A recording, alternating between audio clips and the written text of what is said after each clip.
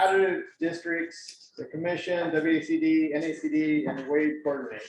Just because I've had a great experience the last 2 years being chair, getting to sit at the table, well, not at the table, sit at my computer and look at the screen at the table with everybody zooming around doing these meetings. And I can tell you, I felt listened to, and I feel like I was part of decision-making where it was at, and being as a WADE chair, I was on the WACD board, and the commission have had great response from all the staff there. So I do believe there's a lot of respect between these different organizations and how they work together.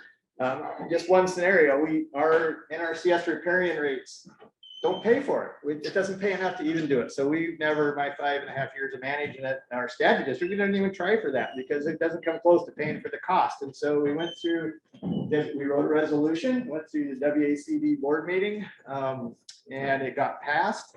And then WACD took that and went to NACD with Doug and then Michael there, and it went through there and got passed. And NRCS is now working on updating those riparian rates. They're doing some estimates, and it's the 3 Pacific states. And so they're going to come out and what is it going to cost, so we can, riparian is sort of a thing right now, right? And so, but it's up to our landowners which program and how they want to participate in our world. And so they're figuring out what that dollar amount is. I'm going to have a new tool in the toolbox for my planners and forester and everybody else to go out and do that work. So that's an example of how the system, in my opinion, worked or is working. And so, and I think you all have other experiences like that. And so, and also what I want to, because we're totally at this generational change, right? So a lot of us mature folks aren't here very much longer, right? We're going to retire. And then there's this next generation I see all around here that are going to be taking over how to do this. And so I think it's worth having a little discussion. I don't have a presentation, but I want to listen, and I want us to listen to each other about how do we think we're going to coordinate what works now, and how do we think we want to coordinate into the future, and what's going to work for you all. Because like I said earlier this morning, some of you guys are going to be in charge of this not very long from now, if you're not already. And so it's sort of good, and some of these ideas and seeds we plant, it might take 5 years or a decade before it actually happens. You can't get too anxious. You can't expect it to happen tomorrow. You got to invest your time and your effort, because you got a lot of good ideas, but it just doesn't happen like that. And so I think that's something I want to talk about. So I want to ask you guys, I want to listen and have others listen. I got my notepad, so if I get some good things, I'm going to try to jot these down so I can document it for later and remind people. So let's see. So since I don't have structure, so I'm going to go ahead. Who has something they want to share right off the bat to help contribute how they think? What is work? How about this? Let's go with what's working right now on coordination. Does anybody have anything they want to contribute? Because I want to hear from everybody, but I'd rather focus first on what do they think's working on how we all coordinate. Or so that Mike. Man, you were quick to recognize the weakest hand raise ever. I knew it was coming anyhow, so that's good. No, but we got to get this ball rolling, because I want to hear what's good, because you've been around for a couple. Again, I screwed up. I didn't ask. He told me already, and I appreciate you. So the next time I should have asked how many people been here for 5 years, 10 years, 80. Oh wait, how many years? So it's go ahead, Mike. 33. So okay. So I think I'm going to take those leads, but kind of back up a little bit longer for those who are new. Hey, Mike. Yeah. Just before you get too far, I don't know. want to stand so you sees me. I just want to make sure that they can hear you. Yeah, so That's the biggest Can thing. you hear me? Yeah. Can So you hear me out there? Got thumbs up on the screen? Nobody's live. We can when you yell. Okay. Thanks. I'll step a little bit. thanks, Zora. For those of you that are new to the group here, I think one of the more important things you need to recognize is that we are family.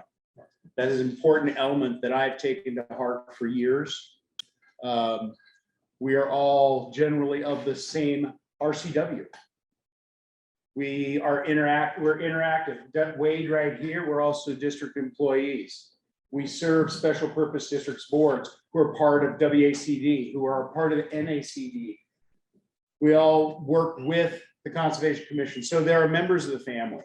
And with that, there should be an underpinning of respect, an understanding or seeking to understand each other, because at the end of the day, we're only as strong as us together.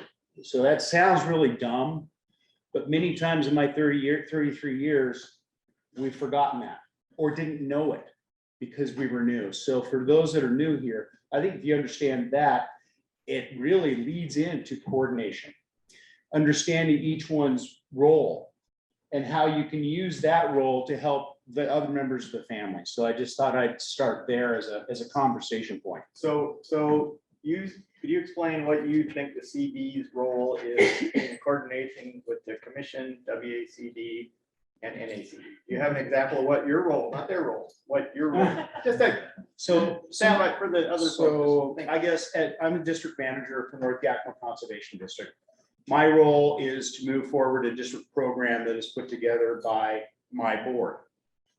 Their responsibility is embedded in the law of the special purpose district. The commission creates policy because they provide us guidance to assure that we're following the law, but also they have state money. And the rule is if you're using other people's money, you follow the rules. But what's unique about even that simple transaction is we have a feedback loop. As a district manager, I know what would work with my constituents. I know what would my board's view would want to be. So I participate back through WACD to provide input to commission a new policy. The commission's gonna roll out on riparian restoration, the $10 million we got to spend in a year. So that's just kind of a quick example of, I know my role. I know where I can intersect with the other entities. I know how I can move the family forward. So I would urge each of you to learn your role. Stop me at the grotto, stop any of the follically challenged, as you would call yourself. But there's a lot of good historical knowledge here that if you're confused, you have a simple question, don't worry about it. We're not going to laugh at you because I've already asked those questions years ago. Okay. So I thought we'd start there. Nope, no, that's good. Okay, so that was from a CD, so from a conservation district perspective. Now I'd sort of like to hear, and I don't know, didn't want to put anybody on the spot, so I don't know from the commission, whether it's Chris or somebody else, what's your delivery system, or how do you describe the relationship between all three? You want?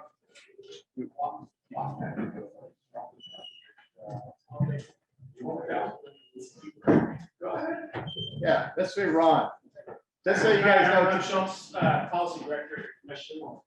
And it's been, Lori, how long has it been? Lori and I started on the same day. 15 years. Yeah. Commission. Yeah. So how do we all interact? I think I like Mike's analogy that we're a family. But like with any family, sometimes you're more like the Simpsons than the Waltons. And sometimes you get along, sometimes you don't, that sort of thing. But I would say the last few years, especially with Tom at WACD, we've just had terrific interactions and relationships with WACD. It's been really, really good. And with WACD as well, with all the staff and engaging with the staff, I think it's been going really well. So how does it work? It's a back and forth. As Mike said, you know, we at the commission will develop guidance and policies and things that you can find frustrating from time to time. But just understand, especially when it comes to the money, we have eyes looking at us. Sarah, our fiscal manager, has eyes over her shoulder called OFM, Office of Financial Management, and the state auditor looking over. So we have to be really careful on the money. On the policy side of things, I like it to be a back and forth, an interaction of ideas. I like to hear what you're hearing on the ground. That helps me when I go talk to the legislature or the governor's office or members of our delegation.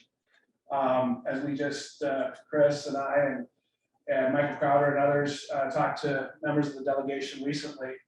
And we presented, Dana was at, what was one of them? helped give the district perspective, and that's always helpful to show, because what we can show decision makers is what you are the state's boots on the ground. Think about it. There is really no other agency that's engaging with landowners to implement things on the ground to advance natural resource protection and to keep farmers in business. So hearing from you is really helpful, having that back and forth. And I think one of the things I'd like to hear either today or through the course of the next few days is I'd like to know what you'd like to hear from us, because we have a lot of conversations in the office about what's the best way to get information out to you.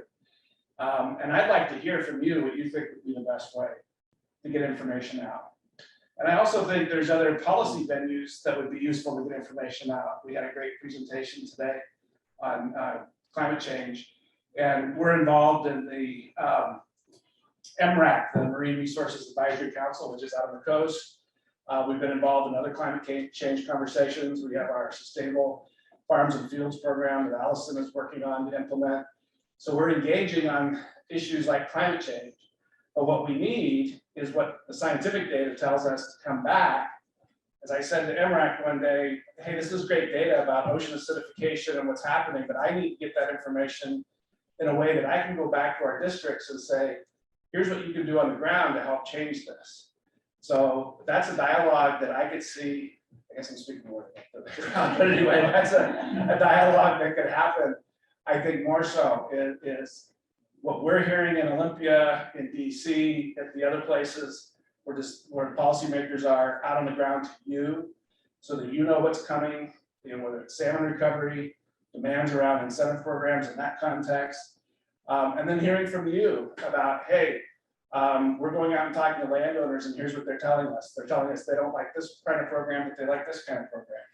That information is really helpful for us to then go back to decision makers and try to get policy programs, money programs for you designed in a way that works for you. So that's how I think my years as talking the interaction goes. I think the interaction is going pretty well right now with WACD and WAVE and our NRCS partners as well.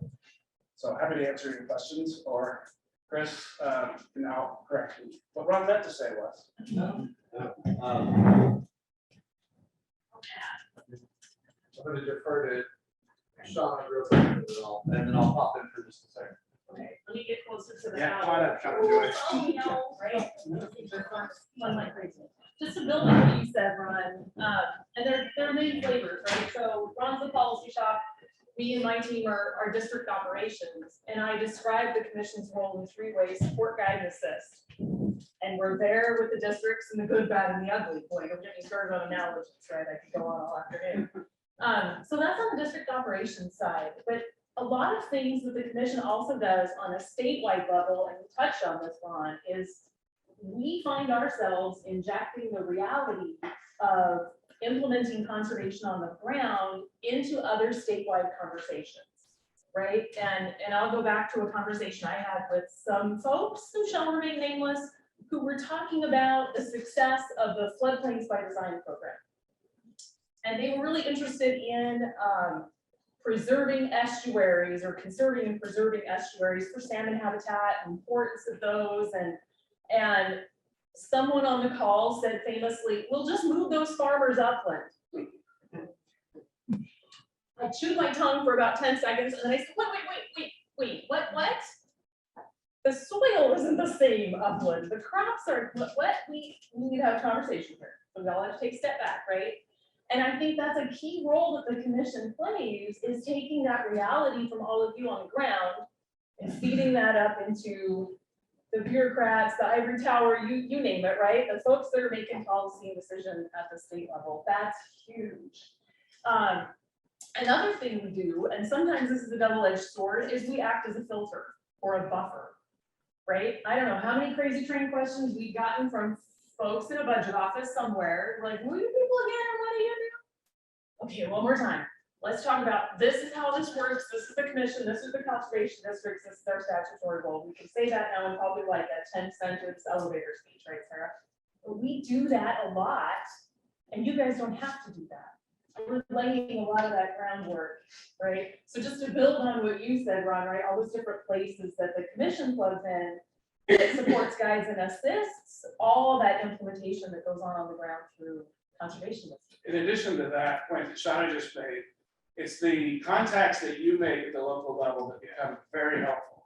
It's the contacts that you make with your relationships with your county commissioners, with your legislators especially, and members of your congressional delegation and their local staff. In Congress, staff are actually more important than the congressional members. But with legislators, it's really important because when I go talk to legislators, it's important that they know their district folks, they know what they do. And most of them do, they love their districts. I had one legislator one time, she's now the chair of Senate Ways and Means, which is always good. She actually has a farm plan written by Kitsap CD, and recently bought property up in Nacd and called to say, hey, when is Okanagan doing the plant sales? So she's really tuned in, and I think that's one of the reasons why we got the funding that we did in the supplemental budget. But one year, we were trying to fix a budget item, and the way it works is when they put out the budget, you literally have 3 hours to do an amendment, and then they close the door on amendments. So you got to scramble to get an amendment in to get your money back. And so we scrambled to get the money back. I went to her office real quick and said, hey, will you sign this amendment to do this so we can get in the committee? She said, oh yeah, sure. And I started leaving. She said, everybody loves you, Derek. Loves you, Ron. And I said, okay. And I started leaving. She goes, I meant your districts, not you. So it's that kind of a relationship that you do on the ground that really pays off, because when I'm on the hill, I just pick up the phone and call the manager and say, hey, can you give so-and-so a call? We need their help right away. Doug, then Chris is gonna. Like Rick, and Ron just said, we talked with congressional delegate Bill Bailey, and we're able to put her to the website for Snohomish, or her own website. And Snohomish, she was there with Mark Craven, the supervisor, the chair of that district. That just shows you that it works. So for the record, I suppose I'm a follically challenged exennial, so I'm in that 5 years between the Gen X and millennial, whatever that means. I have no idea. And having Shauna and Ron talk, I'm going to talk a little more, I guess, high level, just real quick.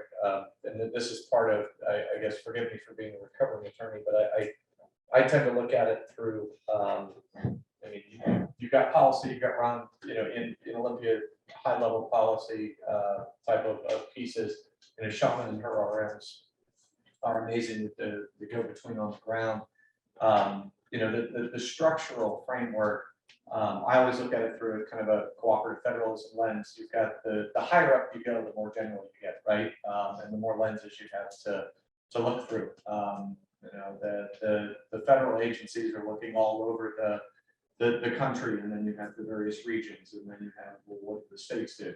On the state level, again, the higher up you go, the more general that you have to look. On the commission level, on the state level, we have on our board folks with a number of different lenses.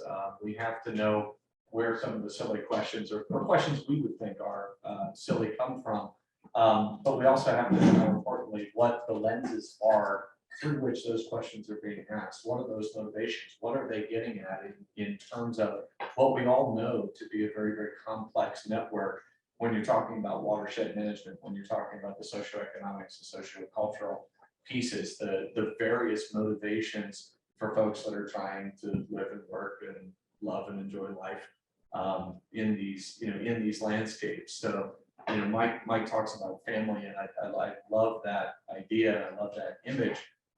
Because again, we have our roles to play, be it on the state level, kind of understanding how everything comes together with these programs and with these dollars that we're getting. On the regional level, what's important as we aggregate these county and district thoughts within Puget Sound or within various areas of Eastern Washington.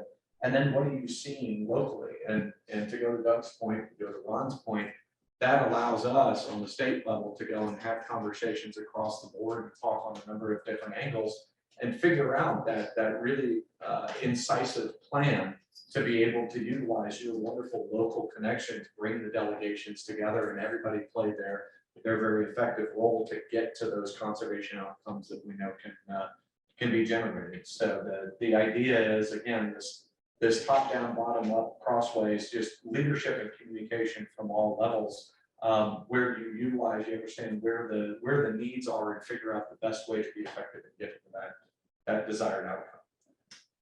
Any questions now before I'm gonna ask Tom to touch on, so we talked about budget and the legislature and its finances, but there's also a link with WACD and the ability, what they do for us with the legislature. So does anybody have any questions right now before I have? I don't think, some of us are exposed to this, but I don't know if all of you are exposed to this, how these different legs on the table hold the table up together. And so I was just thinking, explain a little bit how WACD's role is with the legislature, how the relationship with what the commission does, because it can be confusing, but there is roles of what you can and can't do depending on what your job is, right? And who you work for. So Tom, you want to explain your role in since we talked about the funding in the legislature and all that? It's complicated. WACD is a 501c6 nonprofit organization, which means we exist to help create better business conditions for districts. We want to help districts be successful. That is our sole reason and role. We can lobby. The commission can't lobby. They can educate, they can share information, provide examples, but they can't go to a legislator and say, I need you to vote this way on this bill. I need you to add this amendment to this bill. That's the lobbying side really falls to WACD. We employ professional lobbyists to help us do that because I'm not a professional lobbyist, and we have a great one who works behind the scenes, having a lot of good, helpful, productive conversations. I need to take a step back. This is really, some of this conversation is about the really big topic of how do you partner? How do you functionally approach partnership? And I will quote or paraphrase the famous or infamous Monty Marty, who once said, partnering is helping your partners succeed. If you focus on helping them succeed first, once they achieve success, they are then free to help you succeed. So think about if you're in a room with a bunch of partners or competing interests, if everybody at the table came with that kind of thinking, hey, I'm here to figure out how I can help you succeed. What a magical moment that would be. Okay, rolling back to the legislator, that's literally how we approach working with legislators. How can we help you succeed? This district, this region has a need. You have interests that drove you to become a legislator and elected representative of the people. Can we help you marry those? Ron does that. We do that. It's beyond the lobbying and education part. It's really about creating linkage that is based on those local contacts and relationships that each of you have made or will make, yes, you will, with legislators during your career as a conservation professional. Any questions? I think I'll stop there. Yeah, any questions?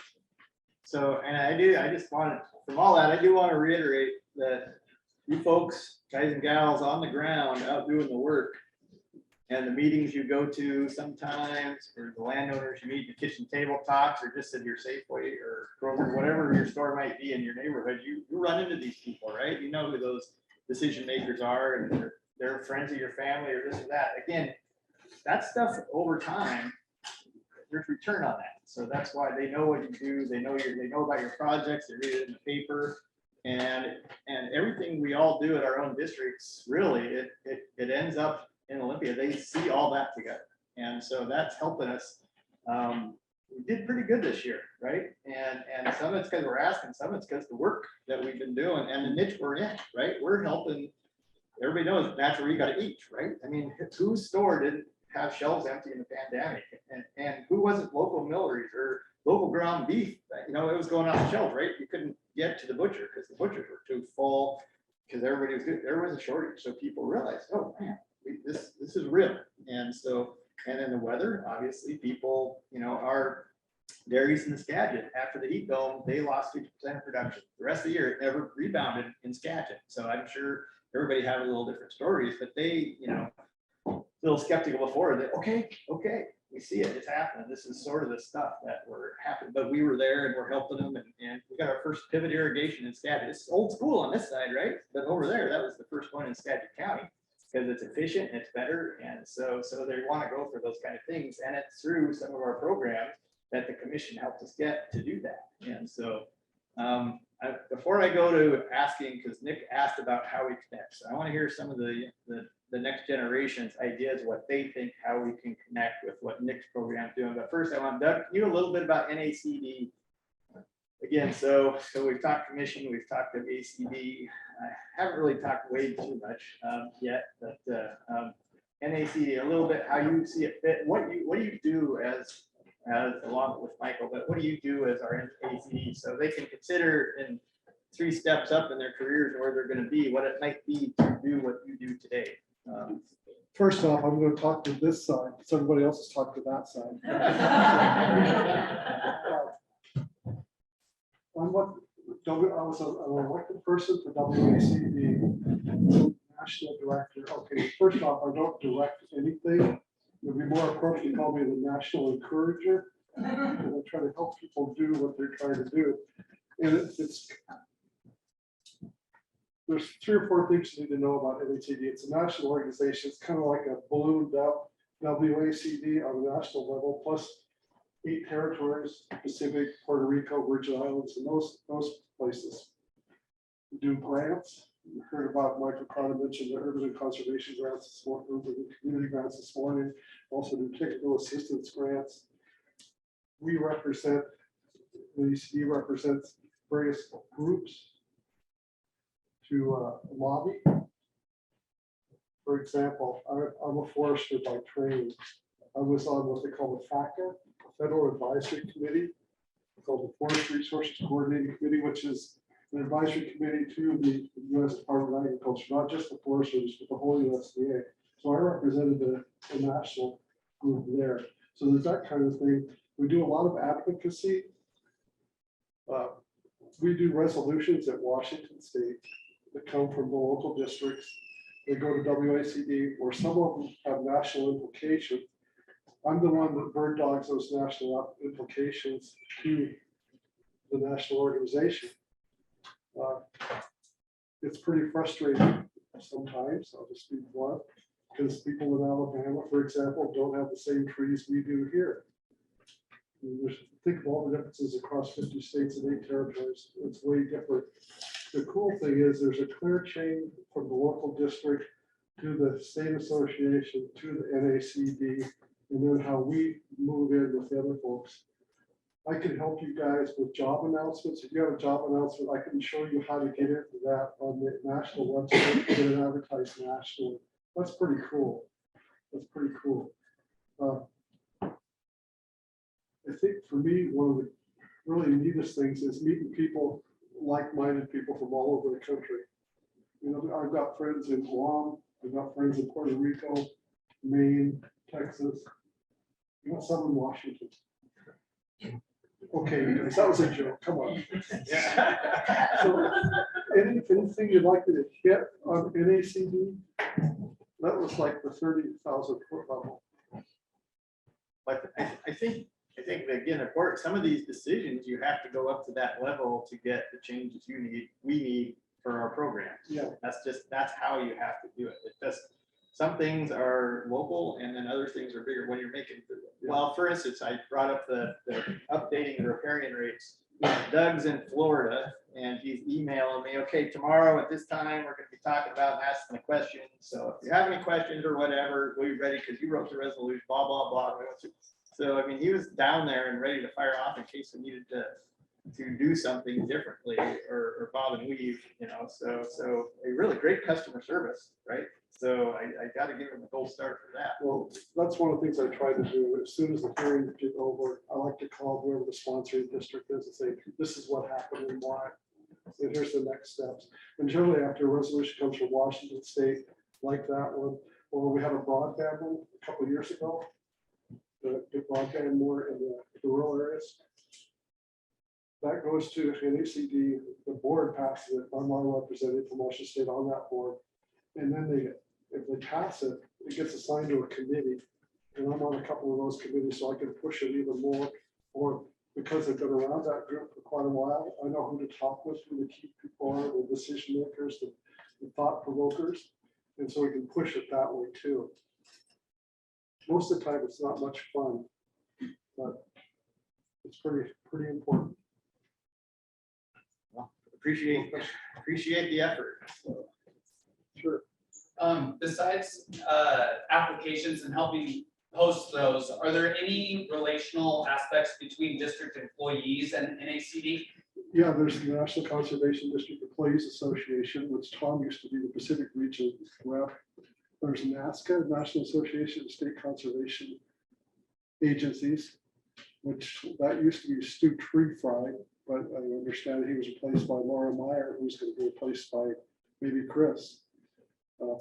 And Sean. And Sean, okay. See, we need better coordination. 'Cause I didn't know that. There's always opportunities. I tend to over communicate and push, and I've been criticized for that, and that's fine. I'm willing to take it.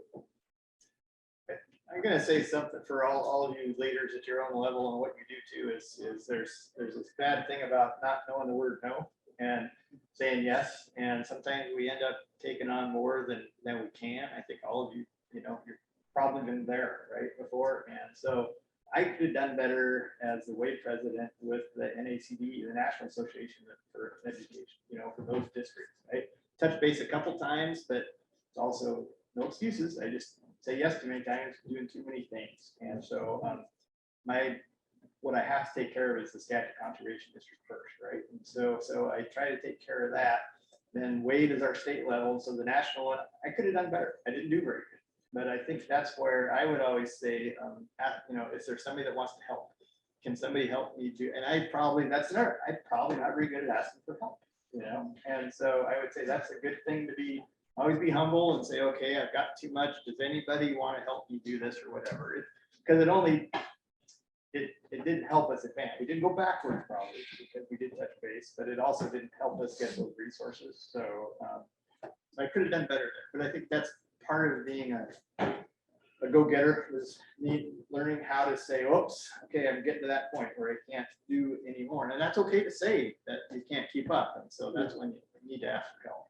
It reminds me of the Winston Churchill quote. You can always count on Americans to do the right thing, but only after they've exhausted all the other alternatives.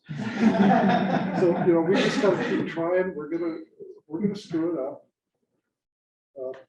But that's okay. We'll learn from that, and somebody will come alongside, put their arm around you and say, you really should have done it this way. Well, and that's where we need to be, is to help each other when we get there. But again, I'm just gonna say, I have faith in all these, and I've learned now over the last couple of years how to do it. Now, I was a farm planner at Snohomish, 94, 95. So Bobby Linda Mulder got my extension. She replaced me. I had red hair too, and she came out with red hair. And so I was there, and I didn't know all this stuff as a farm planner, and my bosses didn't share this kind of stuff with me. And I think it's important, and my staff know it. I try to share what I can, because there's always, if you're an executive, there's something you can, something you can't, but everything you can, you should share, right? And let them understand, because sometimes it's so frustrating to not know sometimes. But this is why, it makes perfect sense sometimes. Other times, not so much. But I think that's the key thing, is to share what we can and help take advantage of this. Mike? So I can't recall the history, but could you talk a little bit more about the employee association? Because it's very unique in how it's been allowed to be a part of advisory to the commission, the WACD and others. Did you? Well, I'll tell you, I'm gonna ask, I could share my version, but I'm gonna ask the historian who was around when it happened. So I know, Tom, some of the history better than I do, because you were around. So would you mind sharing, other than me saying, I know that last year, a year and a half ago, when I started sending stuff out, I was thinking an email, it's like, Bill, it's not just the employee, it's the commission and it's WACD. And so I had to get my email list broader and better to make sure I was encompassing everybody who is WACD. And so thanks. So would you explain a little bit? That's a really interesting question. I want to preface it by talking about servant leadership and just break that down into servant and leader. And everyone in this room falls into those roles. Sometimes you're a servant to your spouse, to your constituents, to your board.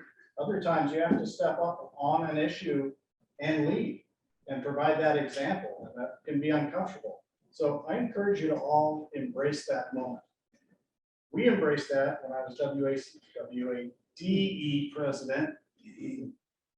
Way back when, I don't remember the year, by getting the Wade president after me appointed as a voting member on the WACD board, because we wanted to create linkage, consciously create linkage between those two organizations, the organization that was advancing the interests and needs of district employees and the organization that was advancing the needs and desires of the state's then 50 conservation districts. We also at that time changed the WADE bylaws so that the Plant Materials Center employees were WADE members, commission employees were WADE members, and WACD employees, not board members, but employees were also WADE members because of the value of this organization. And again, creating that linkage in the hopes of having more synergistic moments, being able to build on the capacity that all these other groups bring to what Wade is trying to do.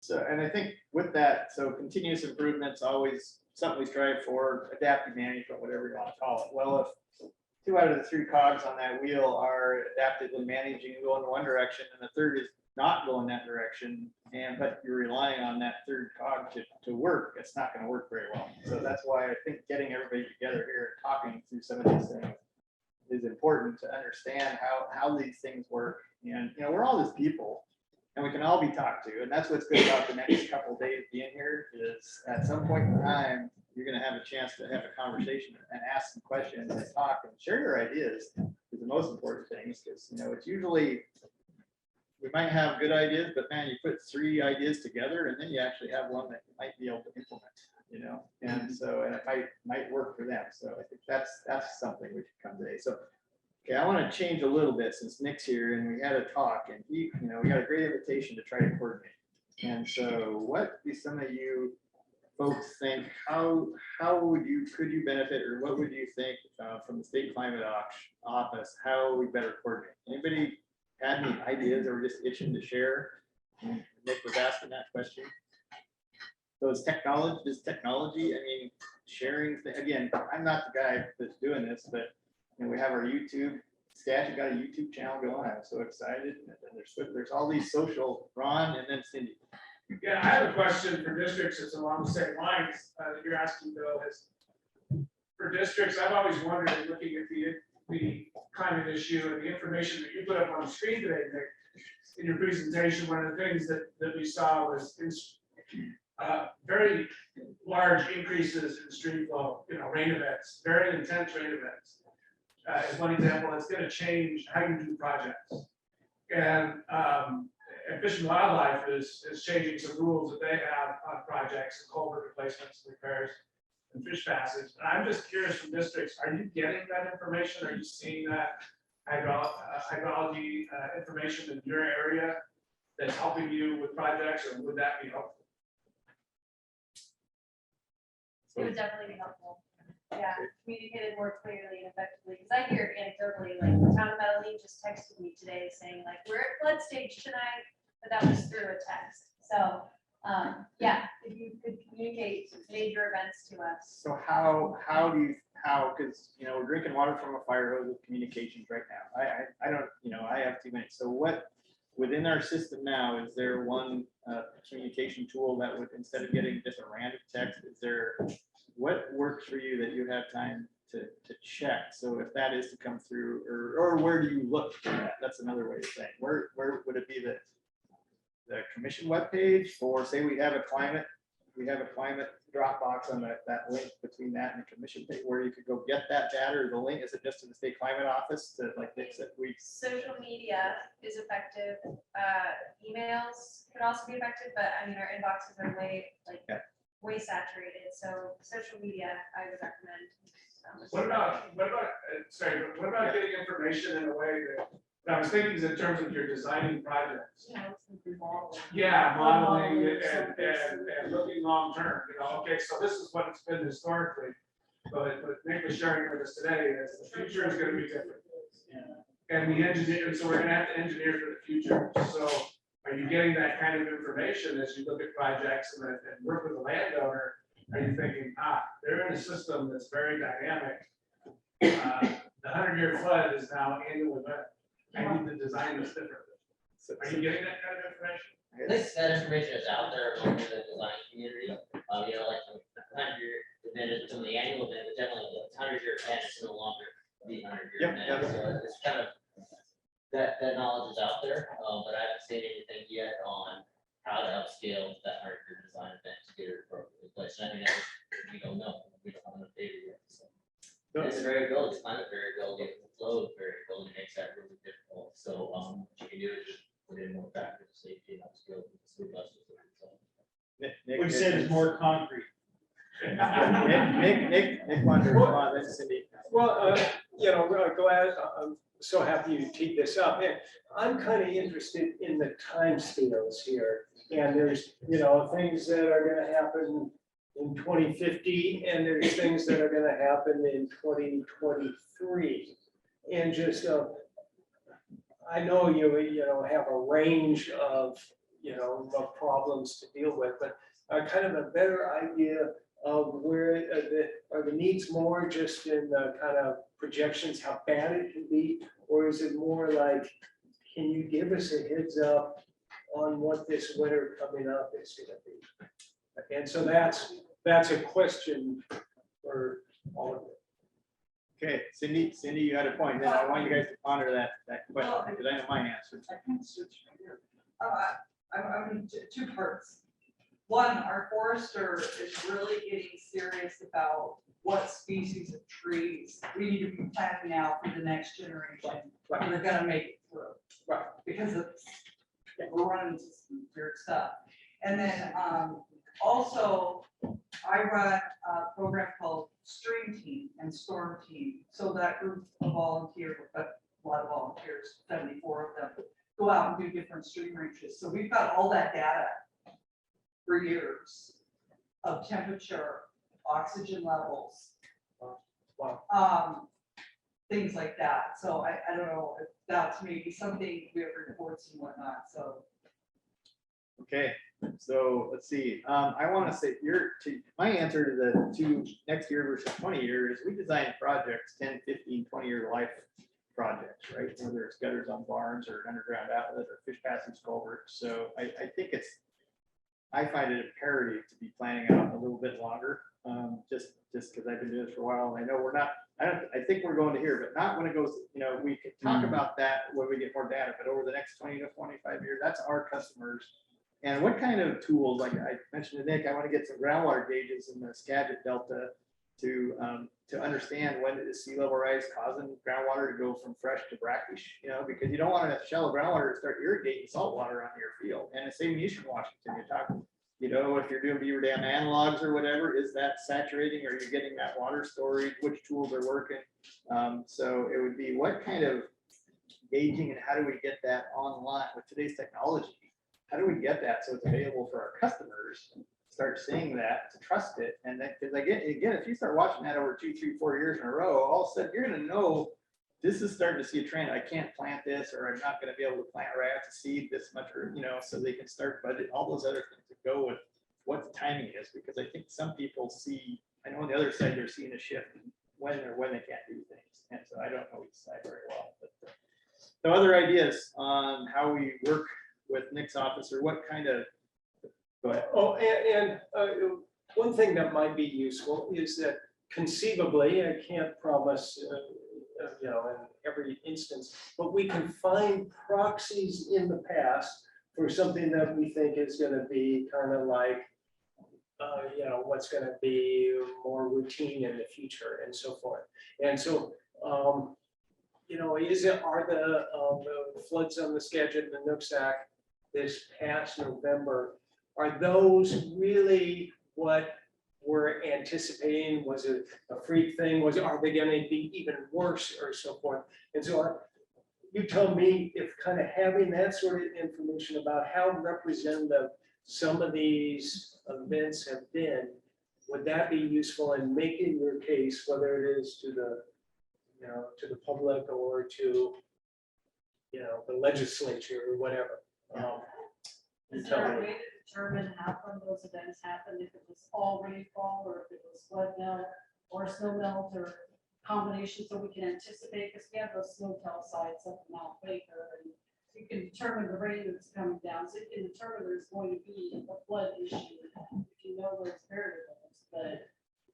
Yeah, well, yeah, Why it happened. I want to be careful. I can't promise everything, and not necessarily that we'd be able to, strictly do that sort of accounting, but I just get back to the idea of the heat wave last summer, and what I think is useful information is just how representative is that of what we're going to be seeing more of, and whether it could potentially be something that is just such a freak thing that, oh, sure, maybe in 2100 those will come along, but we don't have to worry about something that intense, or it could be something like it's something that's going to be every 5 years. Right, watch And- whether it gets really hot and snow's melting, and we're gonna get rain, and something's gonna happen. Yeah, and so I'm just thinking of as a means of, again, making the case for what should be done.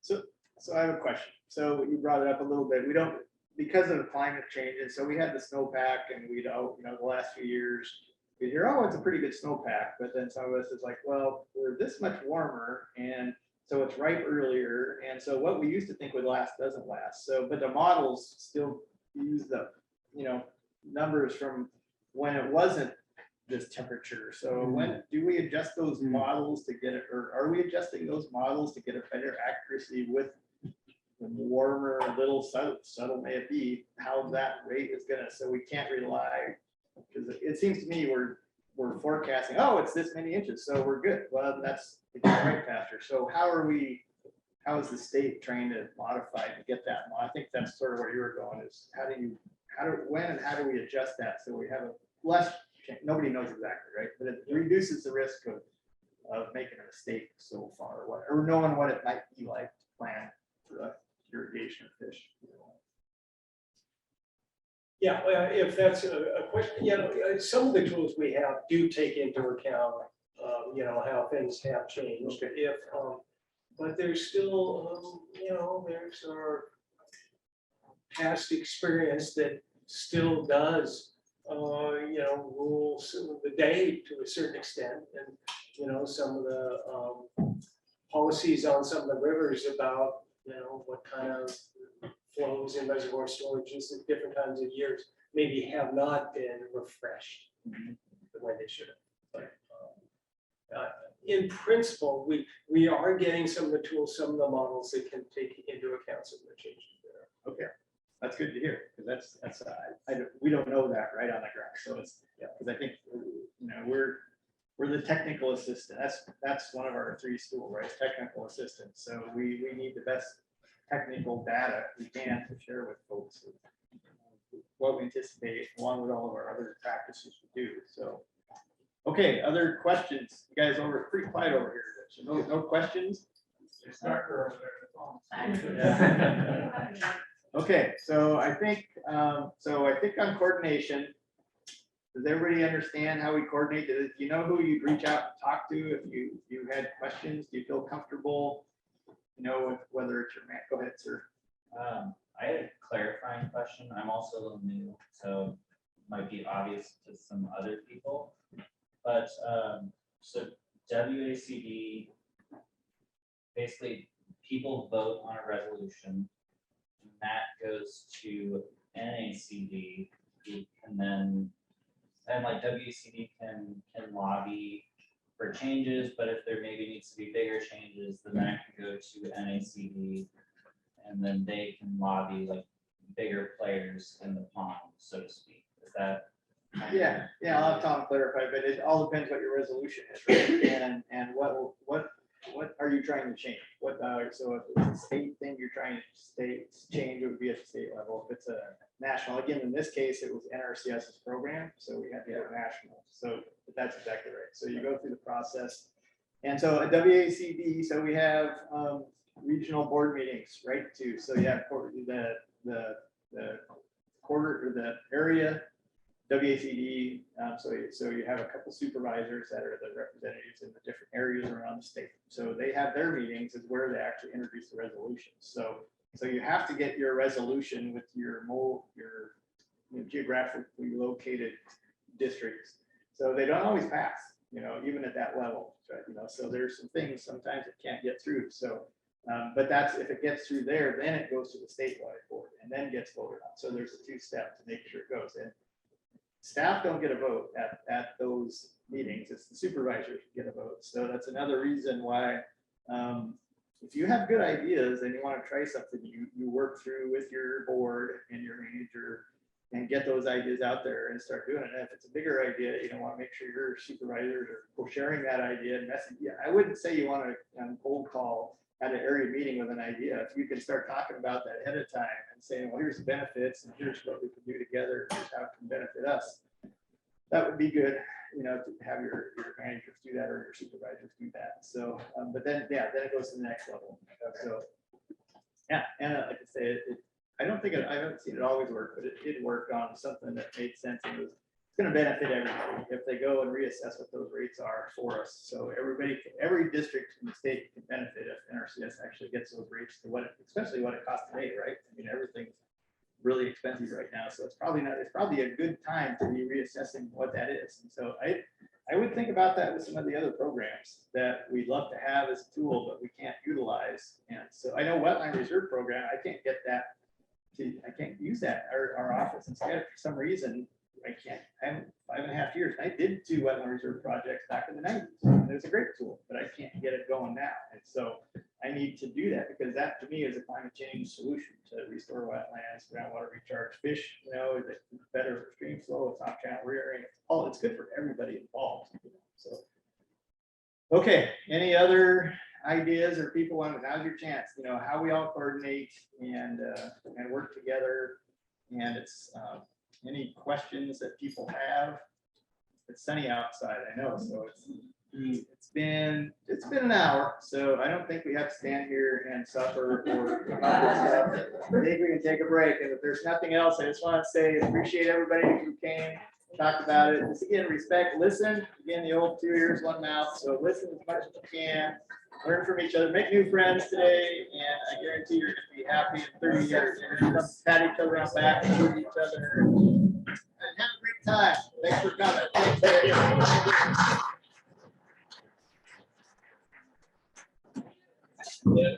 think it was